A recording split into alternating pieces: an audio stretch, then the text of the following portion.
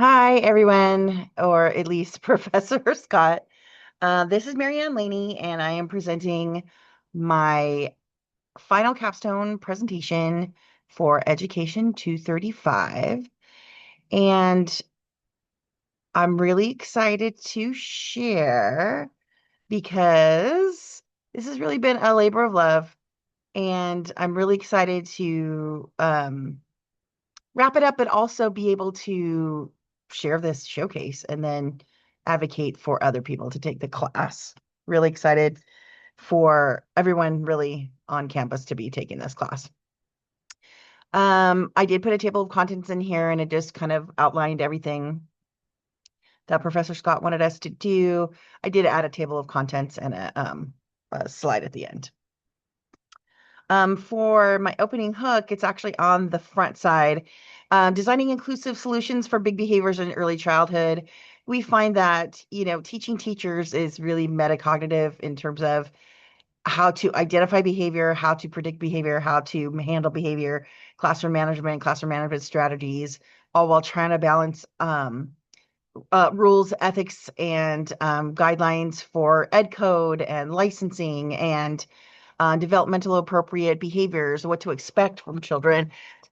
So really trying to help students understand that behavior is something that's absolutely normal. It's absolutely handleable. It's just that our young people get really, really spooked. And so wanted to focus a lot around this type of piece where our students need more support. Um, let's see, I already did the table of contents. So for the overview, I added this in just to kind of give a bird's eye view of what we're doing here. But again, in early childhood education, we're teaching people how to be teachers, and that's kind of a little out there sometimes. It's like talking about talking and thinking and thinking about other people's thinking and other people's motivations, especially little people who don't really have the language to say, well, I did that because um, and also empowering these young educators or these next gen educators to be able to rely on themselves and rely on their learning and rely on their instincts to say, oh, I have a feeling this kid's going to run for the door again because he's done it 3 other times.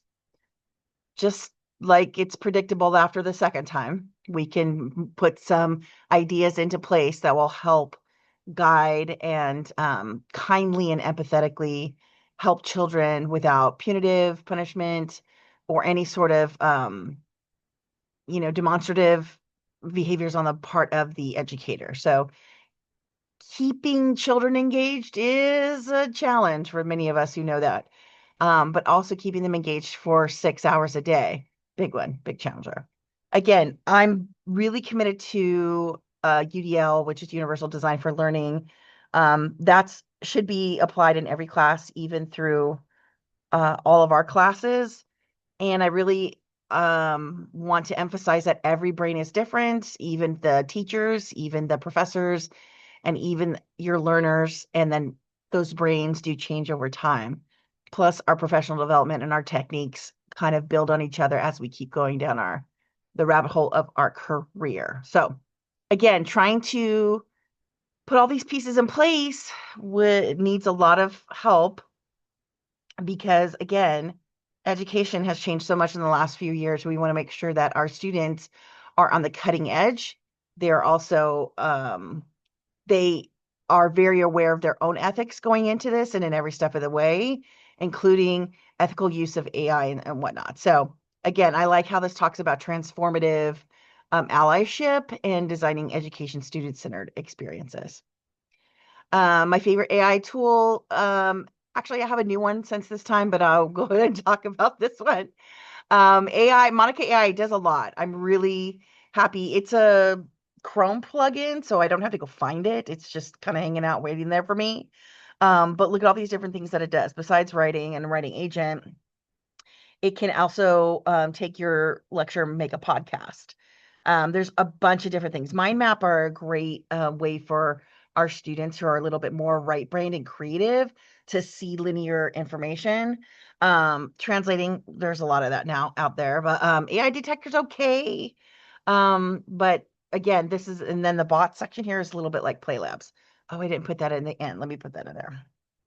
Um, so again, Monica AI is great. Everything is all in one shop, but I have found it's bigger, older, cooler, like cousin who rides a motorcycle, and it's called Perplexity. So since that time, I've even evolved in the last few weeks too. So I really do appreciate that part about this class. The AI enhanced unit, I really enjoyed that because at first it just kind of spit out all these cool things, but I was like, let me polish that up. And I want this group process to be towards the end, not right at the beginning. They just met each other or they don't know each other yet. And again, this is one of the SLOs that it's a little challenging to assess at the end, is evaluating history and societal influences on inclusion policies. Um, I really liked being able to guide students through a more of a learning environment instead of just like, oh, inclusion policies were non-existent and now they're good. Okay, let's talk about nuance, and let's talk about different things that influence those, like political or societal influences, or um, any other maybe economic hardships or advances in science and diagnostic assessments, things like that. So coming up with then and now online discussion forum and a social media campaign, and inclusion policy development, and a timeline poster. I think that's these. So I've done versions of these things in other classes, and I think this is great. And then also, again, as they become more involved in their own career and more engaged in policy or um, making lesson plans and curriculum building, they can also learn how to um, adjust policies based on what the students' needs are. Again, diverse needs in child care settings is a little bit of an understatement. I mean, we have children who are not only just having behavior issues, but also maybe on a G tube or in a wheelchair or missing limbs or X, Y, and Z, or maybe having parents who are deported and things like that. So there's a lot of different things.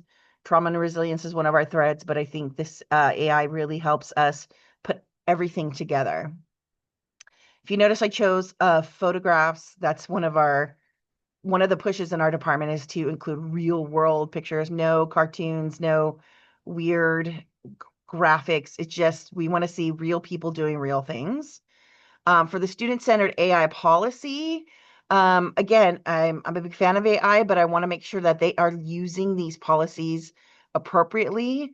Our professional associations that our students are encouraged to enroll in, even at the student level, we talk about ethics in every class. And so this is not something like, when you get to your career, you need to act ethically. No, it's, you need to act ethically now. So when you get to your career, it's already a part of your everyday operating system. So again, talking about AI, I wanted to be clear because clear is kind, right? And at the same time, I want them not to fear it, because fear doesn't help anybody grow, right? Attaining a goal is growth mindset. Running away from fear is not a growth mindset. So um, I'm really excited to actually co-create the class and have this like discussion about AI starting right at the beginning. We're just going to jump right in. I'm really excited this semester to get that going. For equity and integrity, we talked about that a little bit already. AI is not a threat, but it is a bridge. I mean, how many times in my life have we heard work smarter, not harder? If ever there was a time to work smarter, not harder, this is the time. Diverse learner approaches are important to me as well. I didn't realize there could be another set of gaps based on prompt engineering. And I think walking students through that would help with some critical thinking, contextual explanations, just communication in general. So I'm really excited again to get to not only teach the content of the class, but have students grow as people as they are in college. This is the time to do it. It's developmentally appropriate. to teach a developmental appropriateness, but then also acknowledge developmental appropriateness for our provisional adults 18 to 25 or people returning to college. We have to understand where their brain is, what is typical behavior, typical learning behavior, and possible typical or historical barriers to that learning. Impact and next steps. Again, really hoping and really looking forward to some enhanced critical thinking. We've all kind of talked about that as a growth edge for all of our students. And I think this is the silver lining to AI. A lot of people are still really scared of it and worried about how people aren't going to learn.